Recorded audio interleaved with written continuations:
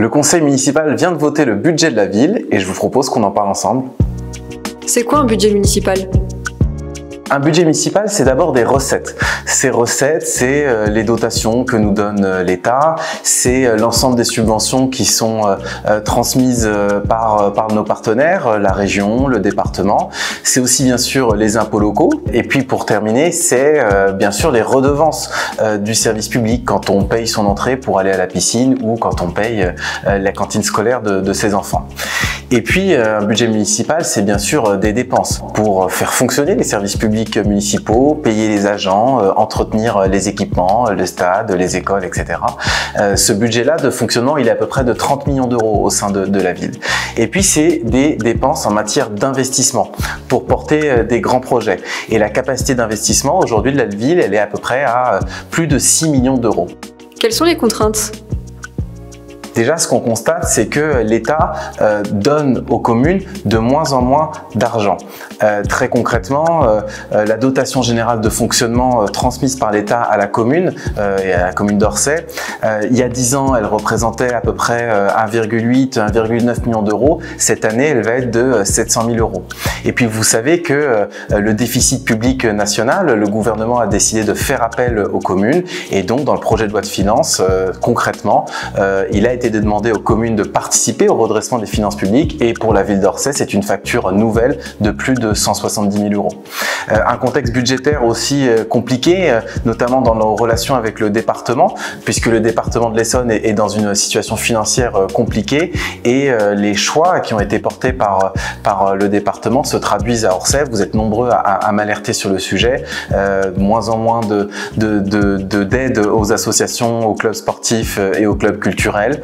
Un vrai sujet sur le financement de l'aide spécialisée en matière de jeunesse. Et puis un dernier exemple, le retrait de la subvention du département sur les diagnostics des habitations en zone inondable. Là aussi, ça montre un désengagement de nos partenaires. Dans ce contexte-là, moi je n'ai qu'une seule boussole, la bonne utilisation des deniers publics et l'efficience du service public municipal. Quels grands engagements cette année ? Le premier d'entre eux, c'est de ne pas augmenter les impôts locaux. Le deuxième engagement, c'est de porter et de continuer de porter un haut niveau de services publics municipaux. Si je prends l'exemple des écoles élémentaires et maternelles, on a une ATSEM par classe à Orsay. On accompagne aussi le bien vieillir. Et donc, très concrètement, on a 125 places en résidence autonomie pour les seniors. Et puis, un autre exemple de service public municipal dont on est très fier, c'est notre service de restauration.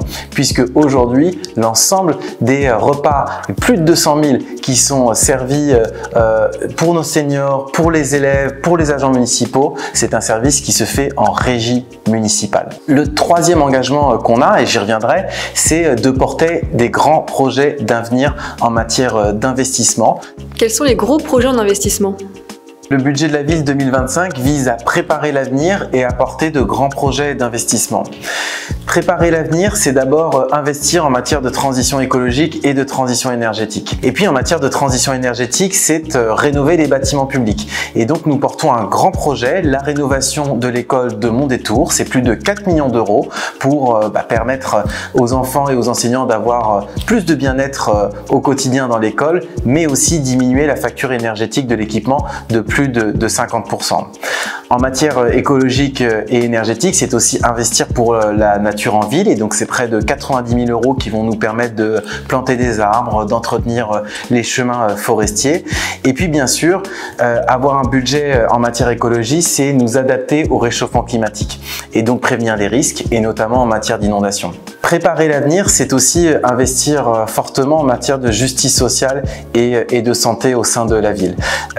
On a acheté les murs du cabinet Fleming qu'on est en train de rénover pour maintenir une offre de santé et notamment des médecins généralistes au cœur d'Orsay. Nous allons maintenir nos aides aux associations et aux clubs de la ville. Là aussi, c'est un engagement fort que fait la municipalité. Et puis, préparer l'avenir, c'est aussi maintenir notre cadre de vie.